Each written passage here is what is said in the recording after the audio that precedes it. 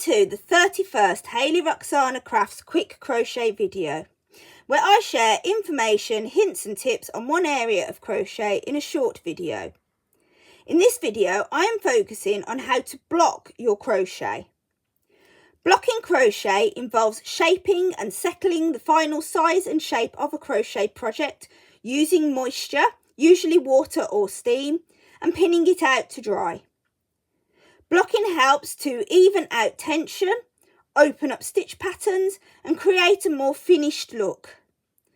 Blocking is especially helpful for lacy or textured projects, but can also improve the appearance of solid pieces like granny squares or blankets. Blocking can also make the finished project slightly larger, but never smaller. There are many ways you can block a piece of crochet, and I will share some of the common ones with you. Some people will fully submerge their finished crochet project in water to get it wet, and they may even add a gentle detergent to the water to wash their finished project before blocking it. If doing this, you will need to remove the excess water before blocking, and the best way to do this is to place your crochet item on a towel once it's wet, and then roll the towel up and just gently press on it to squeeze the water out. You do need to be careful doing this and avoid wringing out your crochet item, as this may distort the stitches. The project can then be pinned out to shape and left to dry. Alternatively, and what I tend to do, is I just spray my crochet work using a spray bottle like this one, and I spray on both sides. This bottle has seen better days and I probably need a new one, but it does, and you can get smaller ones as well. You don't have to use such a large one. So I will lightly spray both sides of my crochet project and then pin it out to dry.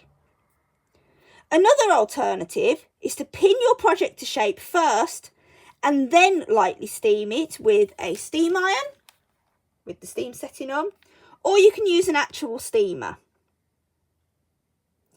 If you're doing this, you need to make sure you hold the steamer or the iron above your project as you steam it.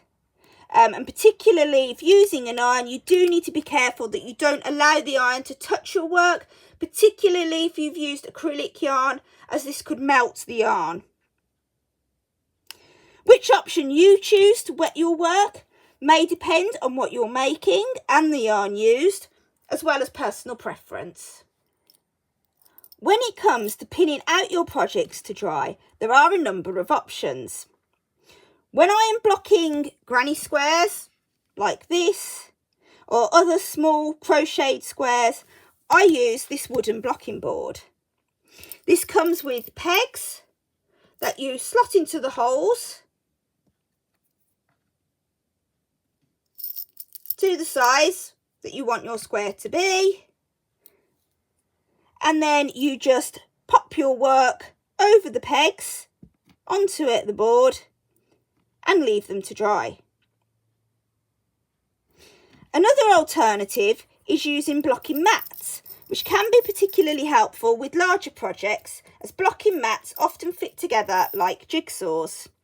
So you can make them to a variety of sizes, so you're not limited by the size of your board. So once you've got your board slotted together, you can then pin your project to the mat in the desired shape, which means blocking mats are also useful if your project is something other than square shaped. And whilst you could use any type of pin to pin your work down, I do recommend using T-pins. These are what I use. They're a T-shaped pin. So it just helps to prevent the pin from disappearing through the holes of your work and it not holding it in place securely enough. Blocking boards and proper blocking mats can be expensive. So an alternative, which I tend to use, are just ordinary children's play mats. These are really useful when blocking larger projects because, again, you can slot them together to make it up to the size that you want. And they're also soft enough to allow the pins to go into them. Another alternative is to just pin your work out on a folded towel or a pile of towels, especially if your work's larger. But again, it's all down to personal choice and what you are blocking as to which is the best method to use. Whether or not you block your project is up to you and your personal preferences. Some people will argue there is no point in blocking crochet projects made from acrylic yarn, for example. But I think it still helps, especially with making blocks more square. However, I've not yet found an occasion where it was necessary to block, say, amigurumi, as the stuffing helps with the shaping. It is also best to check the label of the yarn for care instructions before blocking to ensure the water, or if you're using heat, the heat is not going to adversely affect your finished work. If you have any questions about blocking or any suggestions from your experience, please pop them in the comments. In the next quick crochet video, I will discuss yarn over versus yarn under.